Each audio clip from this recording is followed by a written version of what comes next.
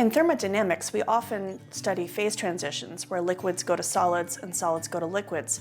In the case of chocolate, there's formation of nanocrystalline solids known as polycrystals in the solids. And we wanted to study the heterogeneous and homogeneous phase transitions associated with that. Previously, we had looked at the formation of solid silicon wafers, which is important in making computers and other electronic devices. But I thought it'd be more fun for the students to get hands-on learning, and the same physics is found in chocolate making. We brought in Amanda Wright from A519 Chocolate, where she demonstrated the tempering of chocolate to form the type 5 crystalline structures that form in properly crystalline chocolate.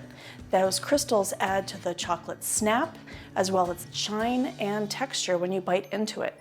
She did a great job showing the heterogeneous nucleation of chocolate crystals with tabling, as well as the homogeneous nucleation of crystal structures with seeding of chocolate. One of the things I really love about Carnegie Mellon is their openness to let me try these new educational techniques and really invigorate the students' understanding. Everyone thinks about kind of food science differently than fundamental thermodynamics and engine cycles and things like that. But here we were able to marry those two things.